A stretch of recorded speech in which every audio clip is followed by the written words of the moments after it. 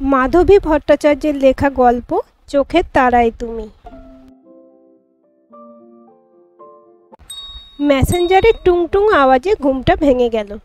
এই সকালে আবার কে মেসেজ করলো? তেমন কেউ পীড়িতের লোক তো নেই আমার। তবে কি সেই রহস্যময়?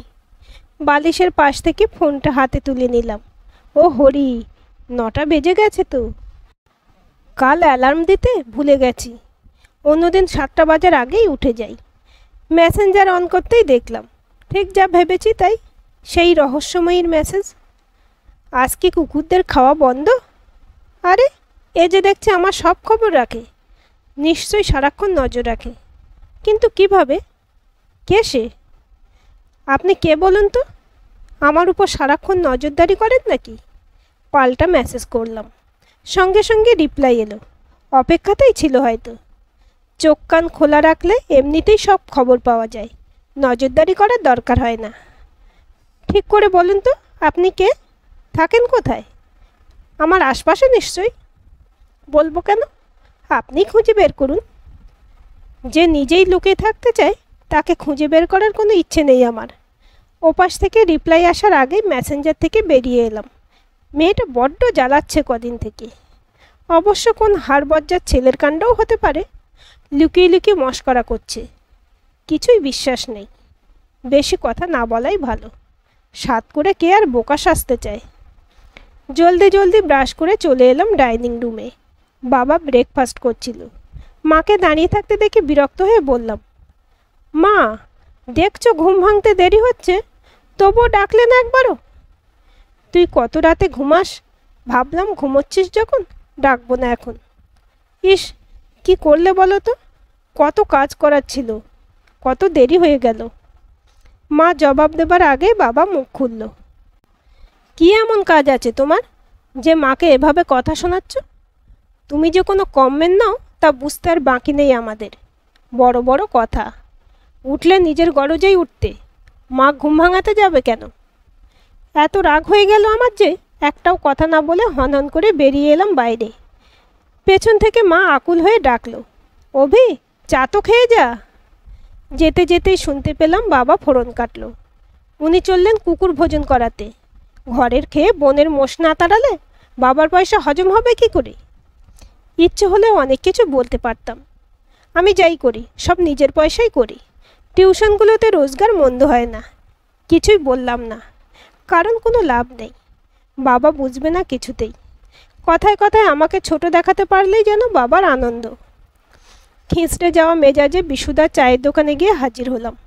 সঙ্গে সঙ্গে কুকুরগুলো লেজ নাড়াতে নাড়াতে ছুটে এলো। বিশুদা হেসে বলল, আজ বড় দেরি করে ফেললে? এরা সেই সকাল থেকে অপেক্ষা করছে। এদের ভাগের বিস্কুটগুলো পাইনি যে। আমার বহুদিনের অভ্যাস সকালবেলা পাড়ার কুকুরগুলোকে বিস্কুট খাওয়ানো। গ্রাজুয়েশনের পর যখন কয়েকটা টিউশন করা আর চাকরি খোঁজা ছাড়া কোনো কাজ ছিল না হাতে, সকালবেলার অনেকটা সময় এই বিশুদার চায়ের দোকানে কাটাতাম বন্ধুদের সাথে। চা বিস্কুট খাওয়ার ফাঁকে কুকুরগুলো ঘোরাঘুরি করতো অল্প কিছু বিস্কুটের টুকরোর আশায়। আমার খুব মায়া হতো ওদের দেখলে। বরাবরই কুকুর আমার খুব পছন্দের জীব। ওদের সামান্য একটু ভালোবাসা দিলেই ওরা এমন কৃতজ্ঞ হয়ে থাকে যে প্রয়োজনে হয়তো তোমার জন্য নিজের জীবনটাও দিয়ে দিতে পারবে। আমি কি এমন করি ওদের জন্য? সকালে অল্প কিছু বিস্কুট খাওয়াই, ব্যাস, আর কিছু তো নয়। তাতেই ওরা এত খুশি থাকে, নিজেদের সবটুকু দিয়ে ভালোবাসে আমায়। মাঝে মাঝে টিউশন ছেড়ে বন্ধুদের সাথে আড্ডা দিয়ে বাড়ি ফিরতে বেশ রাত হয়ে যায়। সেই গভীর রাতেও পাড়ার মোড়ে এলেই দেখতে পাই কুকুরগুলো বসে আছে হয়তো আমার অপেক্ষায়। আমাকে দেখলেই ছুটে এসে ঘিরে ধরে। তারপর চারপাশে ঘিরে থেকে থেকে একেবারে বাড়ি পর্যন্ত পৌঁছে দিয়ে ফিরে যায় নিশ্চিন্ত হয়ে।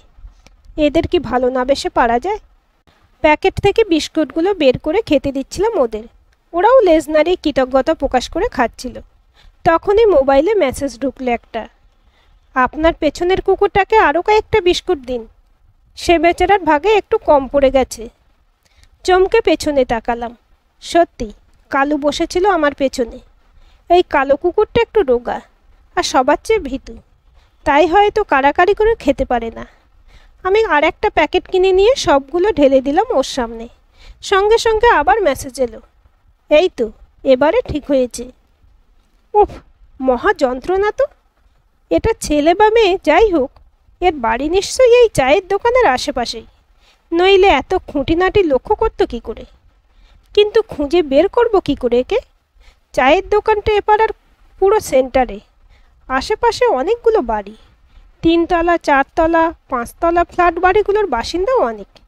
কি করে বুঝবো এদের মধ্যে কে আড়াল থেকে নজর রাখছে আমার ওপর? জানি দেখতে পাবো না, তবুও চারপাশে একবার চোখ বোলালাম, তারপর রিপ্লাই করলাম। লজ্জা করে না আড়াল থেকে নজর রাখতে? সাহস থাকে তো সামনে এসে কথা বলুন। সেই উপায় থাকলেও তো কথাই ছিল না। মেসেজ এলো। কেন? সামনে এলেই চিনে ফেলবো, তাই লুকিয়ে লুকিয়ে মস্করা করা হচ্ছে। মস্করা? ছি, একই বলছেন। মস্করা নয় তো কি এটা? আমি আপনার উপর নজর রাখি না, আমি আপনার দিকে তাকিয়ে থাকি। বলতে পারেন তাকিয়ে থাকতে বাধ্য হই। যখন সামনে আসেন লুকিয়ে লুকিয়ে দেখি, যখন আড়ালে থাকেন মনের চোখ দিয়ে দেখি। সারাক্ষণ আমার চোখের সামনে এভাবেই আপনাকে দেখতে চাই, সারাক্ষণ, সারা জীবন। ধুস, রেগে গিয়ে মেসেঞ্জার অফ করে দিলাম। এ আবার রসিকতা শুরু করেছে। এ নির্ঘাত কোনো ছেলে, কিন্তু খামোকা কেউ আমার সাথে এমন ইয়ার্কি করবে কেন? আমার বন্ধুদের মধ্যে যে কেউ নাই সেটা জানি, তবে কি আমার ছাত্রছাত্রীদের মধ্যে কেউ? এ পাড়ার 2টো মেয়ে আর 3টে ছেলেকে পড়াই। ছেলে 3টের মধ্যে একজন 7-এ পড়ে, বাকি 2জন 9-এ পড়ে। 7-এরটা ছোট, এটাকে বাদ দিলাম। যদিও আজকালকার বাচ্চারাও হাড় বজ্জাত হয়, তবে আমার ছাত্রটি বেশ নিরীহ, তাই একে বাদ দিলাম।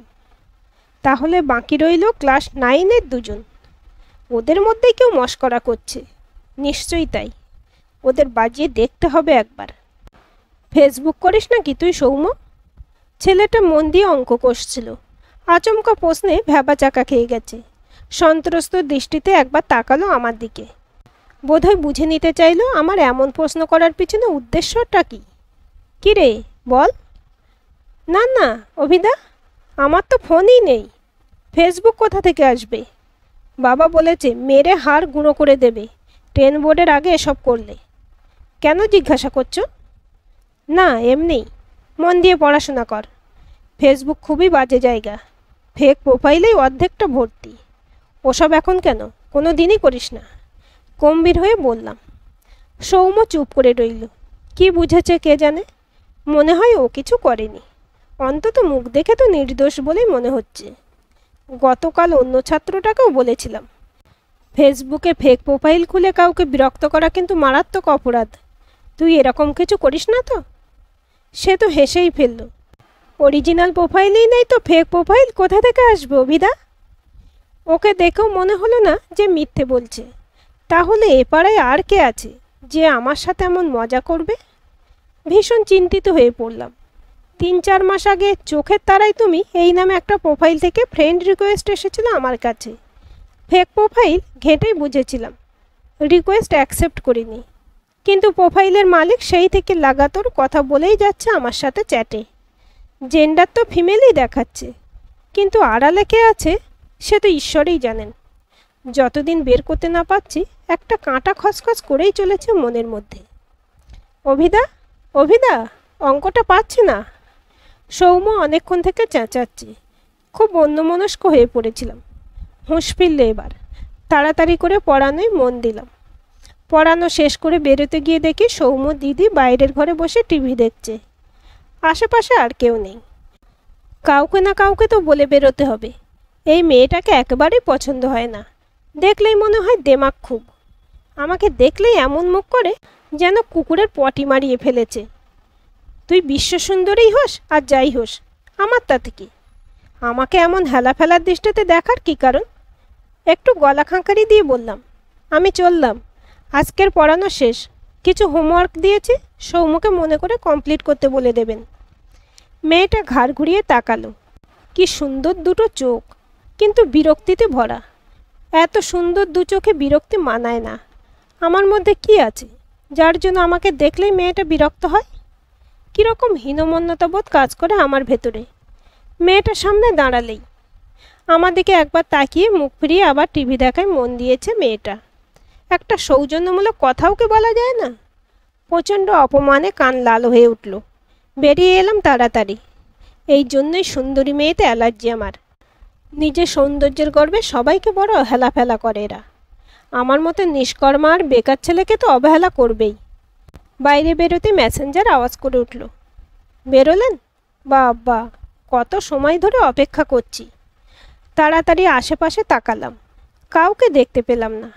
হঠাৎ মনে হলো এই রহস্যময় প্রোফাইলের মালিক যদি সত্যি একটা মেয়ে হয়, তাহলে একজন তো আছে যে পছন্দ করে আমায়, ভালোবাসে, তুচ্ছ-তাচ্ছিল্য করে না। বুকটা শিরশির করে উঠল। রিপ্লাই করলাম, কেন অপেক্ষা করছিলেন? আমাকে দেখবেন বলে? হ্যাঁ। তাহলে লুকিয়ে লুকিয়ে দেখার কি আছে? সামনেই চলে আসুন, আমিও দেখি আপনাকে। না, সেটা সম্ভব না এখনই। কেন? এখনো সময় আসেনি তাই। তাহলে ইনবক্সে আপনার একটা ছবি দিন। শিওর তো হই আপনি সত্যি একটা মেয়ে? বড় ভয় করে, আমি খুব বাজে দেখতে। আমাকে দেখলে আপনার পছন্দ হবে না, তারপর হয়তো কথাই বলবেন না আমার সাথে। ধুর, আমিও এমন কিছু রাজপুত্র নেই যে পছন্দ হবে না। কি সব বলছেন? ছবি দিন দেখি, ইনবক্স বা নিজের ডিপিতে দিন দেখি একটু। না প্লিজ, জেদ করবেন না, এখন ছবি দেওয়া সম্ভব নয়। ঠিক আছে, দিতে হবে না, আমিও যা বোঝার বুঝে গেছি। কি বুঝেছেন? ওপাশ থেকে প্রশ্ন এলো। বুঝেছি যে তুমি একটা ডেপো ছেলে, ফেক অ্যাকাউন্ট খুলে মজা করছো আমার সাথে। অনেক সহ্য করেছি, আর নয়, এক্ষুনি ব্লক করছি তোমায়। না না না, প্লিজ এমন করবেন না। মেসেজটা আসতে আসতেই ব্লক করে প্রোফাইলটা। অনেক মজা হয়েছে, এবার সব কিছু শেষ হোক। দুদিন পর সৌম্যকে পড়িয়ে বেরোতেই দেখি ওর দিদি উঠে আসছে সিঁড়ি বেয়ে। কলেজে পড়ে, নিশ্চয়ই টিউশন থেকে ফিরছে। আমি সরে দাঁড়ালাম ওকে রাস্তা করে দিতে। মেয়েটা আমার সামনে এসে দাঁড়িয়ে পড়ল। আপনি কি পড়াবার সময় ফেসবুক, হোয়াটসঅ্যাপ, ইনস্টা এসব নিয়ে আলোচনা করেন? মানে? থতমত খেয়ে গেছি আমি। না, সৌম্য বলছিল সেদিন আপনি ওকে ফেসবুক নিয়ে কী সব বলছিলেন। আমার হঠাৎ মনে হলো মেয়েটা গম্ভীর হয়ে আছে বটে, কিন্তু সেটা কেমন যেন কৃত্রিম। গাম্ভীর্যের আড়ালে প্রাণপণ হাসি চাপার একটা চেষ্টা ধরা পড়ে যাচ্ছে। হয়তো মনের ভুল, মেয়েটা খামোকা হাসতে যাবে কেন? কিন্তু মেয়েটা হাসছে মনে হয়েই মেজাজ চড়ে গেল। একটু রুক্ষভাবেই বলে ফেললাম, যদি বলেও থাকি নিশ্চয়ই কোনো কারণেই বলেছিলাম। তোমার কাছে এর জন্য জবাবদিহি করতে হবে নাকি? কিছু মনে করো না, তুমি করেই বললাম। কলেজের সেকেন্ড ইয়ারে পড়ো, তোমাকে আপনি করে বলার কোনো কারণ নেই। শুনে রাখো, পড়ানোর ব্যাপারে কিছু বলতে হলে কাকু বা কাকিমা বলবেন, তুমি নাও। কথাটা বলেই তত্তর করে নেমে গেলাম। বাইরে বেরিয়ে অন্যমনস্ক হয়ে হাঁটছিলাম। প্রোফাইলটা ব্লক করার পর আর মেসেজ আসছে না, কিন্তু আমি কেমন যেন খুশি হতে পারছি না। মিস করছে সেই মেসেজগুলো। কে ছিল ও? সত্যিই কোনো মেয়ে? কিন্তু ছবি দিতে চাইছিল না কেন? হঠাৎ করে নোটিফিকেশন এলো একটা। ফোনটা বের করে দেখি চোখের তারায় তুমি ফ্রেন্ড রিকোয়েস্ট পাঠিয়েছে। বুকটা ধক করে উঠল। সেই প্রোফাইলটা তো ব্লক করেছি, নিশ্চয়ই নতুন প্রোফাইল খুলেছে আবার। নাকি এটা অন্য কেউ? কিন্তু নাম তো সেই একই। না, এই রহস্য উদ্ধার করতেই হবে। রিকোয়েস্টটা অ্যাকসেপ্ট করেই নিই। করলাম অ্যাকসেপ্ট, সঙ্গে সঙ্গে মেসেজ এলো, থ্যাংক ইউ থ্যাংক ইউ। এ যে মেঘ না চাইতেই জল। সূর্য কোন দিকে উঠেছিল আজ? পাত্তা না দিয়ে রিপ্লাই করলাম। আবার কি মনে করে নতুন প্রোফাইল খুলেছেন নাকি? নয়তো কি করব বলুন, আপনার সাথে কথা না বলে যে থাকতে পারি না। কেন মিছে মিছে আগের প্রোফাইলটা ব্লক করলেন বলুন তো? এটাও ব্লক করব, সোজা কথা সোজাভাবে না বললে। কথা বলার যদি এতই ইচ্ছে, মুখোমুখি কথা বলছেন না কেন? ভয় করে যে আপনি যদি পছন্দ না করেন আমায়। আবার একটা মিথ্যে এক্সকিউজ। পছন্দ অপছন্দ তো পরের কথা, আগে মুখোমুখি তো দাঁড়ান। বারে, বললেই হলো পছন্দ অপছন্দ পরের কথা মানে? আপনি যাতে আমাকে পছন্দ করেন তাই তো এত কিছু করছি। কেন? আমার পছন্দ হওয়াটা বুঝি খুব জরুরি? হ্যাঁ, খুব জরুরি। আমি আপনাকে খুব পছন্দ করি, ভালোবাসি। আপনি যদি অপছন্দ করে ফিরিয়ে দেন আমাকে, খুব কষ্ট পাবো যে। কেন এমন করছেন আমার জন্য? আমি কে? একদম ফালতু অপদার্থ একজন মানুষ। আমার মধ্যে পছন্দ হওয়ার মতো তো কিছু নেই। আপনি নিশ্চয়ই ইয়ার্কি করছেন। আমি মোটেই ইয়ার্কি করছি না। আর আপনি নিজেকে এত ছোট ভাবেন কেন? আপনি ফালতু নন, আপনি একটু অন্যরকম। চায়ের দোকানের সামনে কুকুরগুলো যখন খাওয়ার জন্য হুড়োহুড়ি করে, আপনি হাসি মুখে প্যাকেট থেকে বিস্কুট বের করে ওদের খাওয়াতে থাকেন। মাঝে মাঝে নিচু হয়ে আদরের হাত রাখেন ওদের মাথায়। কি অদ্ভুত মায়ায় নরম হয়ে থাকে আপনার মুখ। আমি দূর থেকেই মুগ্ধ হয়ে দেখি। ভাবি এই ছেলেটার হাতে হাত রাখতে পারলে কি ভালোই না হতো। সেদিন গাড়ির ধাক্কায় একটা কুকুর পা ভেঙে নোংরাতে পড়ে গেল। সবাই দাঁড়িয়ে দাঁড়িয়ে দেখছিল। আপনি কি যত্নে ওকে কোলে তুলে নিয়ে রিকশায় উঠে বসলেন, নিশ্চয়ই ভেটের কাছে নিয়ে যাওয়ার জন্য। আপনার সাদা জামাতে রাস্তার নোংরা কাদার ছাপ লেগে যাচ্ছিল, কিন্তু আপনি ভ্রুক্ষেপও করছিলেন না। আমার খুব ভালো লাগছিল দেখে। এ আর এমন কি, আমি কুকুর ভালোবাসি বলেই এমন করি। আমার মতো এরকম আরও মানুষ আছে। এতেই আমাকে পছন্দ করে ফেললেন। আমি লিখলাম, কেন কাউকে পছন্দ হয় সেটার কারণ কি কেউ বলতে পারে? আপনি জানতে চাইলেন, তাই যেটা মনে হলো বললাম। আমি আপনাকে কেন পছন্দ করি জানি না, শুধু জানি খুব বেশি পছন্দ করি, ভালোবাসি। কোনো লাভ নেই আমাকে ভালোবেসে, আমি কিচ্ছু করি না, এখনও বেকার। ও ঠিক কিছু না কিছু হয়ে যাবে, সেই ভরসা আমার আছে। আমার নেই। আপনি প্লিজ আমার পেছনে সময় নষ্ট করবেন না। আপনি সত্যি বড্ড ভালো। একটা মেয়ে নিজে থেকে কাছে আসতে চাইছে, আপনি সেটা সুযোগ না নিয়ে তাড়াতে চাইছেন ওকে। আপনি যখন রাস্তায় দাঁড়িয়ে থাকেন, কত সুন্দর মেয়েরা পাশ দিয়ে হেঁটে যায়, আপনি ফিরেও তাকান না, ভুরু কুঁচকে অন্যদিকে তাকিয়ে থাকেন। কেমন রাগী দেখায় আপনাকে। এমনকি লাল হলুদ নতুন যে ফ্ল্যাট বাড়িতে আপনি একটা ছেলেকে পড়াতে যান, সেই ছেলেটার দারুণ সুন্দরী একটা দিদি আছে, ওর দিকেও আপনি ভালো করে তাকাননি কোনো দিন। এরকম ছেলে কি সহজে পাওয়া যায়? ভালো কি না জানি না, তবে সুন্দরী মেয়েদের প্রতি আমার অ্যালার্জি আছে। কেমন যেন মনে হয় ওদের দেখলেই। কি মনে হয়? দেখলেই কামড়ে দেবে। নির্ঘাত মেয়েটা হাসছে এখন। প্রচণ্ড রাগ হয়ে গেল আমার। এই, আপনি ইয়ার্কি করছেন আমার সাথে, তাই না? শুনুন, আর এসব ভালো লাগছে না আমার। হয় পরিষ্কার করে বলুন কে আপনি, নইলে আবার ব্লক করব।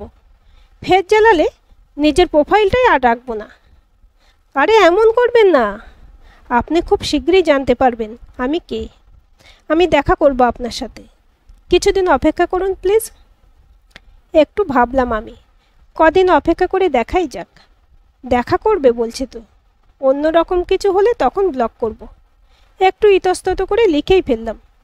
সৌম্যর দিদিকে আপনি কি করে চেনেন? চিনব না মানে? কি অহংকারী মেয়ে রে বাবা। একই কলেজে পড়ি কি না, কাউকে পাত্তা দেয় না। আমিও পাত্তা দিই না ওকে, তবে নামটা জানি। ওর নাম সুনয়না। কথা হয় না আপনাদের? তাহলে কি করে বললেন যে আমি ওর দিকে ভালো করে তাকাইনি কোনো দিন? আন্দাজ আন্দাজ করে বললাম। আচ্ছা, এখন আসছি, বাই, ভালো থাকবেন। অফ হয়ে গেল মেয়েটা। আমার কেমন যেন মনে হচ্ছিল মেয়েটা পালিয়েছে। কেন? বেশ কিছুদিন কেটে গেছে, সেই রহস্যময়ী আজ আমার সাথে দেখা করবে বলেছে। একটা চাপা টেনশন হচ্ছে আমার। এতদিনের একটা রহস্যের জবনিকা পতন হতে চলেছে। কি জানি কাকে দেখব। যদি কোনো ডেপো ছোকরা চ্যাংরামি হয়, তবে নির্ঘাত আজ ওকে খুনই করে ফেলব।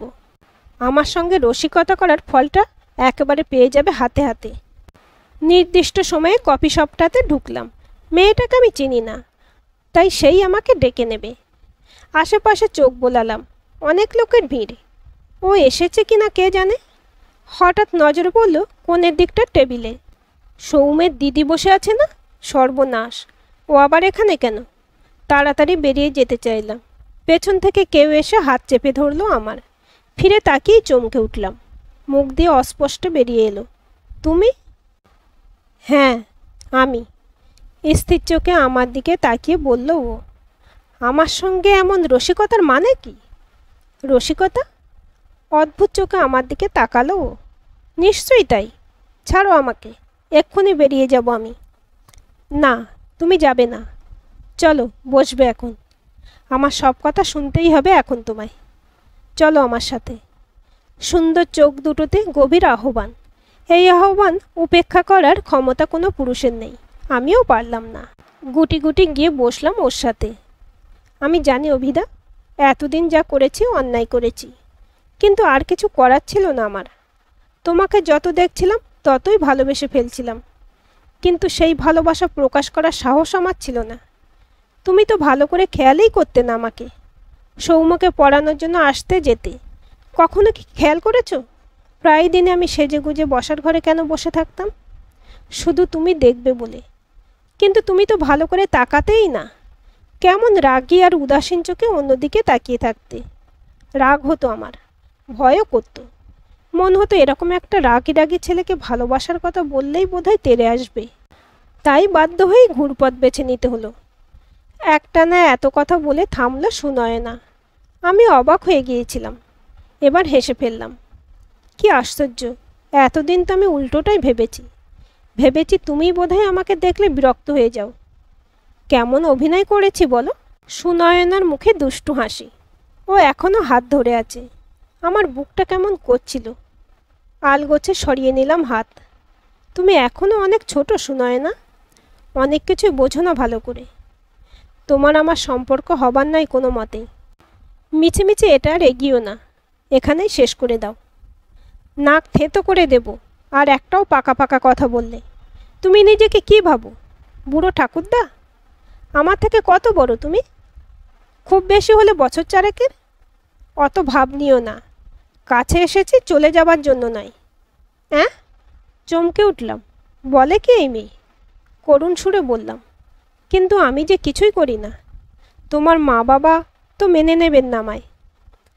আবার সস্তা সেন্টিমেন্টাল কথা। মা বাবার এক্ষুনি মেনে নেবার কি হলো? তুমি কি আজই বিয়ে করবে নাকি আমাকে? অনেক দেরি আছে, ততদিনে ঠিক কিছু একটা হয়ে যাবে। আর যদি না হয়? আমি আছি তো, এত ভাবছো কেন? শুধু বলো তুমি আমার সঙ্গে থাকবে তো? দুটো আশা ভরা চোখে ও তাকিয়ে আছে আমার দিকে। না বলার সাহস নেই আমার, ইচ্ছেও নেই। মন্ত্রমুগ্ধের মতো ওপর নিচে মাথা নাড়লাম। আজকের এই গল্পটি আপনাদের কেমন লাগলো কমেন্ট করে জানাবেন। ভালো লাগলে অবশ্যই একটা লাইক দেবেন আর চ্যানেলটি সাবস্ক্রাইব করে সাথে থাকবেন।